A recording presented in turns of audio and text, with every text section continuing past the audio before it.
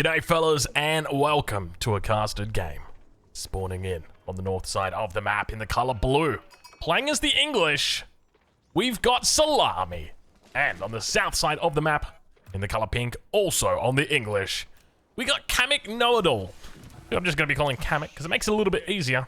We've got ourselves an English mirror. And I know a lot of people are going to be excited about that matchup because undoubtedly you've been playing a lot of it on the ladder. For all the English mains out there, you would have noticed plenty more English amongst you in the recent weeks, in the recent month even. And it's no surprise that even at the top level of the ladder, we start seeing English getting picked like this. So a bit of an English mirror. I'm looking forward to seeing how it goes down. Now, both of these players, Conqueror 3s. So they are top echelon players, or at least, if I remember, Salami is Conqueror 3. Yeah, of course he is. He's Conqueror 3, that's for sure. So I'll leave a link in the description to where you can go check him out. I don't think Kamek streams, or if he does, I haven't seen it. So unfortunately, I can't link him. But go check out Salami. As I said, I'll leave a link in the description. And I want to see what kind of openings we get here from these two players, because it's an English mirror, and everybody's thought process is different for English mirrors. For me, the way I feel about Dark Age is that English Dark Age has fallen off massively. There's a couple reasons why that is, but basically it's just because the expected value that you get from a men-at-arms, it's very low. It's very, very low. A combination of reasons why that is, but one of them is the inconsistency of gold veins. So you can see right here that on Dry Arabia, typically your gold veins are always going to spawn at a consistent distance. This means that if we have a look here, you can see that the town center range intersects through the mining camp that's on the gold vein. And over on the other side of the map, it should be the same way.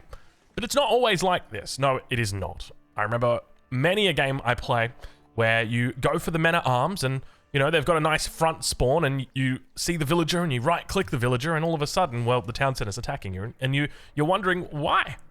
And then you go watch the replay and it's all exposed. So I think that's a large reason of why the English Dark Age has fallen off from the strength that it once had. People have also worked out how to counter it a bit better. So you see people often moving towards the center of the map just to try and scout and see whether those men-at-arms are going to be coming across. Obviously, Kamek's been around and come through, had a look, didn't spot anything out, but in the event that you do see it, you just pull a couple more villagers, right? You just take, oh my god, Kamek, what do we got going on right here? Kamek is on berries. Kamek, this is a red flag for me. This is an early red flag for me. Kamek, you're a Conqueror player. You should know better than this. So for anybody who doesn't know better, and for anybody who would like to learn better, make sure you check out the Patreon. What a great time to plug right there. Want to improve? Check out the replay reviews, private coaching, and exclusive content available over on Patreon. There's plenty of it over there. All different tiers for all different desires, except for those ones that you have to check out my only rams for that. We got an Abbey of Kings coming down. So for anybody who's unfamiliar with why this isn't a good idea, sheep gather a lot faster than what berries do. There could be another reason why he's doing this, and I don't want to, you know, say the game's over before the fat lady's sung. My suspicion is that we could see a fast castle coming through. Obviously, the Abbey of Kings is coming down, and what's really common in these English mirrors is just a handful of longbows, right? Like 1, 2, 3, 4, something like that. And I suspect what's happened is Kamek is aware that he's not going to have enough resources to get to Castle Age and to make his villages and all that kind of stuff and do everything that he wants to do. So he's actually gone out onto the berries nice and early, because that way he's taking his food that is not safe, food that is going to be very obviously removed quite shortly. This is interesting. That is going to be removed quite shortly from those longbows. So that's my theory as to why he's gone for this, and now we can see the villagers moving back in. So I suspect this is the case, that he's intentionally moved over to berries just so that he can mitigate some of that, because the difference between the sheep and the berries isn't a huge amount, especially off that first berry patch. If you can get the berry patch that's right close here, it's not going to hurt you a huge amount. So that's always something really, really important to consider, but it's something that we really don't see considered a lot. Alright, well, over in the base of Salami, nothing too much really happening here. Age up's coming through. We can see that the wheelbarrow has been researched, so a little bit of a delay on the age up for him, and only 2 villagers going to be doing it. So both of them moving into second town centers, and you can see Salami just scouting out the berries. Probably a bit equally as curious as I am, but obviously the elephant in the room at this point in time. So we got ourselves an Abbey of Kings. What potential bonuses can one possibly gain from an Abbey of Kings? I mean, you can get yourself a king. You can probably go quite a fair way with a king, but with 6 gold in the bank, it's not going to give you too much value, at least early on. So the main thinking I've got is mid-game. Mid-game, knights are going to be out on the map. Obviously, we're moving into a second town center here for Kamek. With the second town center comes, inevitably, the fast castle. And that gives you a pretty big advantage when you think about it, right? Like, because this matchup, the way it plays, there's a number of ways that it can play, actually. But the most common thing that you're going to be seeing players do is go into fast castle, look to probably play 2C into white tower, from there make a lot of knights, and look to start collecting relics on the map. And with a lot of knights comes the ability to heal them up at the Abbey of Kings. That's where the difference is. So if you can have good micro, you could be in a pretty good spot. Now, interestingly, both players are going to be putting their town centers out on the hunts. So it seems like quite the meta has developed in the high level with regard to the English fast castles and the way that it gets played. So both players going onto the hunts here. You can expect to see pretty fast castles for this, but Salami's still on stone. Hold on a minute. Have we got a potential third town center coming in for Salami? If so, I support this 100%. I'm a big proponent of the third town center. I'm happily a part of the 3TC club. For anybody who's unfamiliar with the Age of Empires 3, the semi-FF gang. Well, it's the same thing. And yeah, this is going to definitely be a third TC that he's going for. He's stacking up quite a bit of wood here. So I suspect third TC will probably go down on the gold just to keep that safe. He's actually got a pretty nice back gold here. Both players with back golds. Definitely feels really nice. Just in case you do get pushed off that front one or that closer one. Gives you a little bit more longevity. You don't really have to push out of your base until, say, the 10-minute mark, somewhere around there. Sorry, 10-minute mark. The 30-minute mark. That's what I was more thinking about. But obviously depends on how much gold you want to be taking. But we do see a stable going to be coming down now for Kamek. And interestingly, what developments have we even seen towards Castle Age at this point? Let's ride on board with him and just see what's going on, because villager count, not a huge amount of villagers out from him at the moment. Obviously the 2TC's opened up, a lot of vills here on food, and that's going to be the main struggle here, but he might even be looking to play a little bit of feudal. Not something that we expected. The 2TC into feudal play? I was expecting 2TC in a fast castle into knights. But it looks like he's going to be playing that. So part of the reason why horsemen don't seem to be the best in this situation is just because of the defensive bonuses that the English get. It's really, really good to be an English defender. You get so many great things that help you out. Obviously, like short bows on your villagers. You get the extra attack speed as well. Your town center firing more arrows than a normal town center. These factors really contribute to having a great, solid defensive civilization. So we'll ride on board with Salami, as he does indeed put that third TC on the gold, looking to keep it safe. He's got 12 villagers over here. So going to be moving probably most of those villagers over to gold. It's probably way too many unless he's looking to get upgrades, though. That's one thing to note is I've been mixing in with quite a few... There's no way he's going for a fourth TC. Excuse me right now, Salami. One of the things I've been doing in my fast castle build orders is mixing in just a few +1 upgrades. Get them in. They actually pay themselves off by the time you click to castle. Not even kidding you. 6 vills on gold, though. That's definitely going to be just a naked. Okay, that's looking a little bit better. 8 vills. Still just enough to get him up, though. And I'm curious as to whether we're going to be seeing the farm economy added in. The TC placement is good. Could be a little bit closer in just to protect those farms a bit more, but I think overall it's quite solid. And he's going to spot out the gold from his enemy. Sees the Abbey. Sees the horsemen coming through, and already, I'm sure he'd be looking at that thinking, oh, what the heck is going on here? Double stable? Farms getting added in? Okay. So what does Salami do in this situation? Well, it's very easy. Salami just goes Castle Age, and he just ignores this. You ideally just don't want to react to this at all. Like, you don't need to stress about this. Your food source out here is not going to get challenged. He does look to throw down a barracks. The reason why is because he's got so many vills out here. You could look to actually move some of these villages back towards the base, but even then, how many sheep have we got in here? It's hard to see.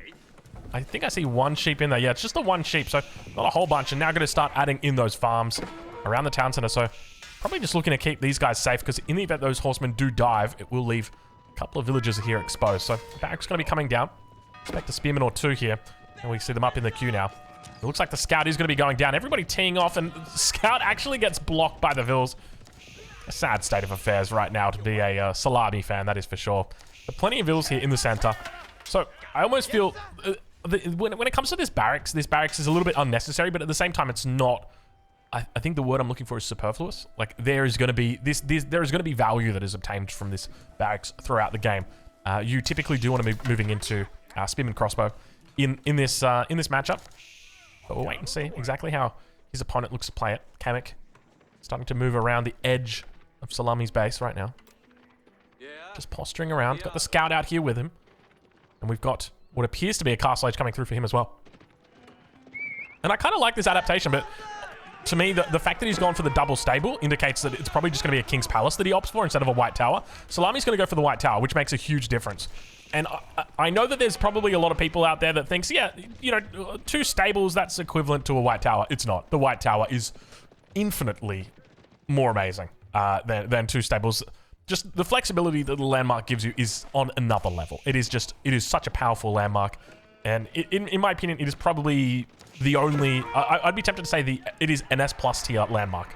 Just because of the techniques, or the way it allows you to play. And look at this technique coming through. That's what I was looking for right here. Kamek being very sneaky with the spy sheep. And it's going to get slaughtered. Salami says, no spy for you. And out with the old, in with the new as the age up comes through. King's Palace, yeah. So it is going to be the King's Palace getting thrown down here. So there's a couple things to note about Salami's position right now. Salami, he's aged up to the castle age. He can start night... Oh my god, look at the White Tower. Forward White Tower as well.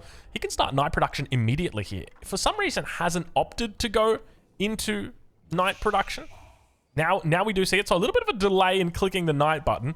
Also making sure that he's got the berries out here as well. But I'm loving the way that he's playing. It's definitely not a typical English style of play. The fact that he's moving out across the map and extending himself towards the middle of the map. Often you will look to see English players box themselves in, you know, keep themselves in that little back corner and just remain very, what's the word, defensive. That's essentially it. But we see the tier 1 upgrades now starting to come through for Salami. He's picking up everything, including forestry. King's Palace about to finish for his opponent. Expect to see knights in queue and a monastery drop down immediately. Speaking of monastery, we don't see a monastery just yet for his opponent. We see the knight coming through, though. He's going to spot out the villagers here. First knight coming through. Manages to make the hit. White Tower in the middle of the map. Kamek not really paying attention. And unfortunately, there's the monastery.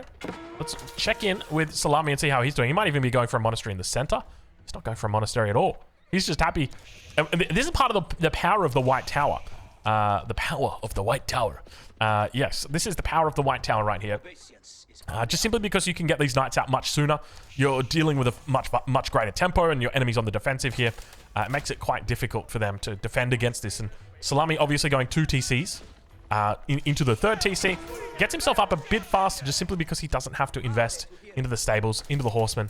So a little bit more of a crisp build order there from Salami. So 3 TC into White Tower is definitely a strong build. I'd have to go back and check the numbers though, because I felt like Salami was a little bit slow there. I mean, realistically, when you think about what were the goals he was achieving, he hasn't secured a farm economy. He's got the White Tower and it's in a forward position. But I should go back and double check that the age up time. I might need to come back and study this replay a little bit more.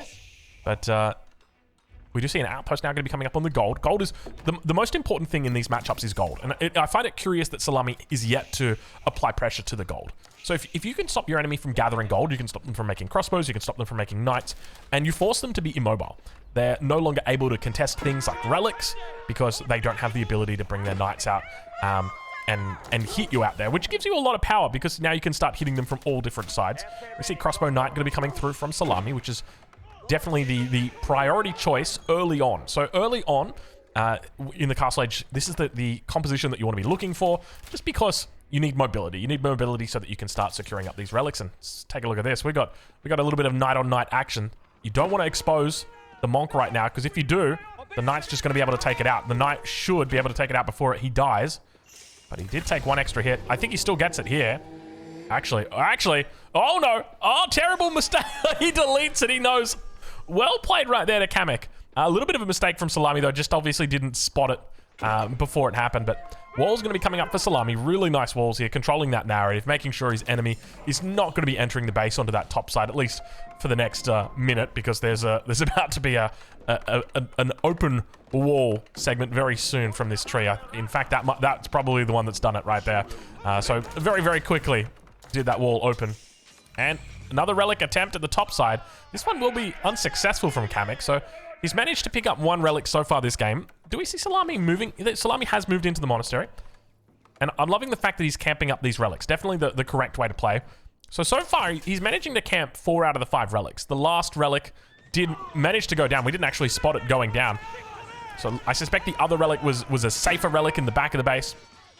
And now sneaking in the Monk, looking to try and pull this one off. I don't think the Wallalol's come off cooldown just yet, but he'll be able to take it out and just delay this being picked up further. But he is going to be trading out a fair few of his knights. It's a 3 versus 1 trade. And remember, we do have the Abbey of Kings, which is where ideally you're going to be looking for that value in this situation. I tell you what, there's a part of me that thinks Abbey of Kings might actually be legit. But the problem that you're going to have is that English, in this situation, especially when you've got the White Tower, the fights that you're going to have are going to be very large fights. Like, there's few skirmishes that you're having here. And so there's few opportunity for you to utilize the bonuses that you get from the the Abbey of Kings. So that's one thing to note, but that knight was skating by right there. Don't mind me, guys. I'm just on my way to go shut down your base on the other side of the map. And with Salami now looking to wall out as well, it's going to make it even harder for Kemek to find value from that. And now, looks like the relic will get picked up. We hear 2 relics getting picked up simultaneously. So Salami going to be running those back, and nice little bodyguards he's got here. Now remember, you always want to keep your units with your VIP. Make sure that he is protected. And look at Salami, just absolutely not missing a beat. Very well played here. Making sure everybody is protecting and guarding the Monk. Do not let the Monk die. Imperative that this guy stays alive while you recover the relics. And 2 more relics. One in the center of the map, another one out over to the east side. Look unlikely to be taken by Kamek. So well played so far by Salami. And now look at the farm transition coming in from him. Villager count still pretty even. 94 up against 89. We're 16 minutes through this game. So players have been heavily focused on securing relics, on making sure they've got decent knight control here. But now we kind of enter into the phase, and you can see that Salami's doing it, where we go into crossbow spear. And so this is normally the best follow-up. So now that you've secured the relics, you've been out on the map, you've got that pressure, you've got your own walls up, which is really key here. We always want to try and establish our own walls. Now this is where you can start to move into spear crossbow, and that's where it becomes a deadly combo. And ideally you want to be pushing at around 200 pop. So we'll have to wait and see whether that's the strategy that Salami's going to be looking for. But he's having a little bit of trouble in Paradise right now, as he's got too many villagers for spaces to fit. It's a bit of a first world problem when you've got so many villagers, they can't fit in all the town centers that you've got. So a little bit of a chase through going to happen here, but villager count, it is starting to dwindle. Salami gets overtaken by Kamek, so Kamek doing a really decent job here. Needs to be careful not to lose these knights, though. He's done a great job already, just knocking these ones out. And we do see a relic somehow, somewhere, some way got picked up by Kamek. I don't know where it is. Oh, it's this one up towards the top side, the one that we thought was actually going to be safe. He manages to distract Salami enough that he's able to secure the relic. And he's taken out a fair chunk of change here on the villager count as well. So now he's got the lead.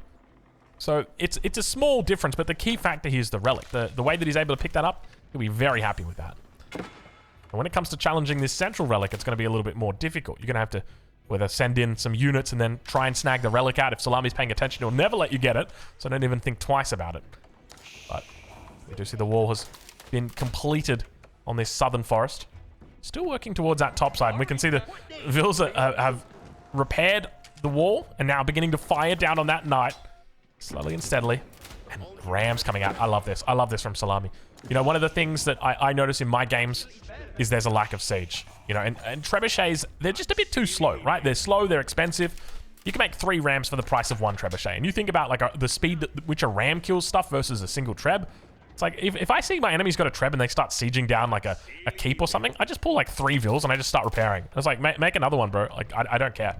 It's yeah, it's a big delay. And don't get me wrong, it's nice to have the trebs, but at the end of the day, the rams just feel like they force the issue really well. All right, well, Salami continuing to push out. We can see the numbers here looking really solid for his spearmen, together with the crossbows. When it comes to his upgrades as well, he's got +1s through at the moment, nothing too crazy. +2s over on the other side, though. So Kamek well and truly ahead on the upgrades and looking to pick up veterancy on the longbow. So going to be moving into a longbow defense here, which is correct for him. But then that's where you've got to watch, because we've got the White Tower. We've got very fast production of mangonels. So if Salami sees too many longbows, he'll just call in Randy Orton from the top rope, and that'll be the end of it. Sacred Site in the middle, looking to get captured. You can see you can feel the posture right now as Kamek wants to expel Salami from his base. He's going to look for it here. Should be able to find it. There's a lot of units. Outpost going to be coming down. He's looking to extend that network of castles out further. And now the spearmen going to be looking to meet each other in the center. Knight's going to be focusing down those battering rams. As long as he kills the battering rams, the threat of the siege is not really there. Could also look to pull villagers here, but ideally you just want those knights fighting. Spearmen just going to be surrounding the beautiful pink spearmen with their lovely pink tunics. Just surrounding all of those crossbows. And now we see a forward keep getting thrown down from Salami. Definitely a ballsy move here, especially considering you're fighting against somebody who's got all their production right here on the front line of the battle. And at the end of the day, the battering rams are only killing the town center. That's an easy one. That's an easy fix. Vils gets sent around in a circle, and I think Kamek's going to be able to hold here.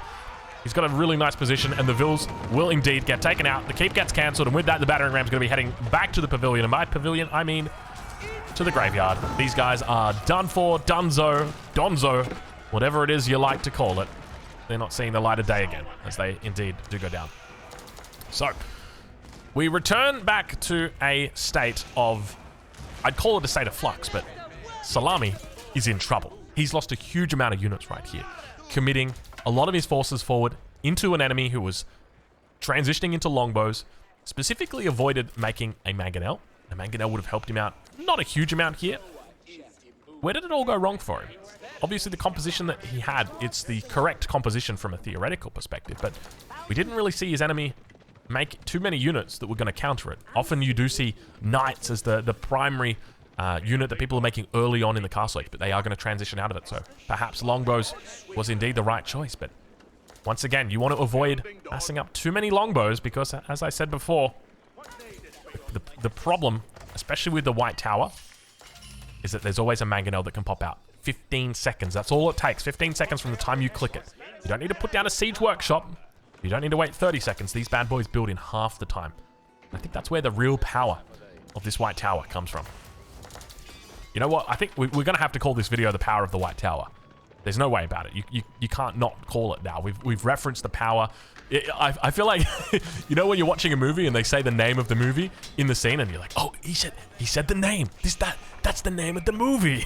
It's that kind of thing, right? Like the power of the White Tower. Yeah. That's the moment, guys. That's the one he said. Men-at-arms numbers coming out though. That's a lot of men-at-arms as well. We're seeing 19 men-at-arms. He's going heavy into men-at-arms. We see the upgrades coming through, so he's got armor chatting as well. Now down on that south side. Still looking to posture. No crossbows in here, just a handful of men-at-arms as well. Yet to receive all their upgrades. Knight's going to be looking to chase them away. Trying to draw away the enemy units, and you can see exactly what Kamek's doing here. Kamek is trying to draw away enemy forces so he can make a push on the front at the same time. But it looks like Salami not going to be able to fall for it. Not going to fall for it. Doesn't take the bait. Says, hey guys, let's just get back here. Spear's actually moving off over towards those knights. Kamek not paying attention. Kamek going to be losing all those knights. Really good trade there. And look at this. Is Salami just giving it up? Is he just going for a... Oh, Salami's just going for a base race. Salami says, I don't care about your army. Oh my lord. Look at the amount of Vils he's got here. This is crazy. I don't understand why Salami takes such huge risks like this. And the other crazy thing to me is look at the military difference between these two. Oh my god, Kamek's going imp. The part that I don't get is why there's such big risks being taken. He's at 194 pop, so definitely the right choice to be going imp, but pushing out at the same time. Bit curious. A little bit of a counterattack happening towards the north side. A lot of crossbows, a lot of men-at-arms here. Not many ways to deal with them. No crossbows, or 13 crossbows on Salami's side. Compare that to his opponent. Not a single crossbow on the board. 7 of them in queue. I can't help but feel like it might... Oh my lord, that's a lot of men-at-arms. He's going for the snipe. He's going for the snipe. Look, battering rams focusing down the first of the 2 landmarks. Meanwhile, the men-at-arms looking for the King's Palace. They're going to find it. They're also going to find the Wingard Palace being built at the same time. And now Salami, he's actually losing all of his units here. This is terrible for Salami. Absolutely terrible for Salami. But keep in mind, there are still landmarks in play right now. Kamek might be in trouble. So what he needs to do now is he needs to make sure that he pulls all villages to the last remaining landmark and that it doesn't go down. Does he have wood in the bank? Yes, he's got plenty of wood in the bank. He cannot let this landmark die. This is going to be the last one. The alternative is he could just pull Vils and siege down these battering rams. It'll probably take him about 30 seconds to do that as well. Meanwhile, we can see more battering rams, a little bit of an attack towards the middle. Wingard Palace going to be going up for Salami. First, or the last of the landmarks, does look like it remains. And look at the difference between these two. Salami is getting absolutely creamed right now. But the longbows, I mean, they don't have a whole bunch of damage. 9 damage up against the 8 armor. They're literally doing 1 damage here. So there is the potential that a snipe comes through. Meanwhile, we hear the age up behind it. Looks like Salami has finished his age up. There it is. It's going to be the Wingard. So both players opting for the Wingard here. We need to see those elite upgrades through, though, from Kamek. That's the big thing. Not a lot of villagers on gold. It's just got a handful of Vils down here on the gold for the moment. But the numbers are building. Look at the battering rams going, rampaging through the base right now with Kamek. He's lost a number of Vils throughout this game. In fact, we've lost more than 100 villagers this game have been killed. A huge amount. In fact, both of the town centers have gone down for Kamek. There's a third town center in the back, but who cares about non-landmark TCs? That's the real question. And look at the lack of damage coming out from these longbows. It's so imperative. He's moving into upgrades that just aren't justified right now. He needs to go into incendiary arrows. He needs to go into elite longbows because boiling oil, yeah, it's going to help you out with your keep, but that's not what you need. Not right now. Boiling oil is a great upgrade, but right now you've just hit imp. You need to get those elite upgrades because you're hitting your enemy men-at-arms like with a butter knife. That's the equivalent of it. And you're not throwing the butter knife. You're gently scraping their skin and just getting a couple of the cells off. It's not good. You need to be digging a little bit deeper with that knife, my friend. All right. Calm down, Drongo. Calm down. All right. So at this point, the positions are interestingly even. 133 military pop versus 138 pop versus 134 pop. That's the best way to think about it. A little bit bigger of an army for Kamek, a little bit better of an economy for Salami. And I think that's a pretty hard spot actually for Kamek to be in because he's going to need to start rebuilding villages here.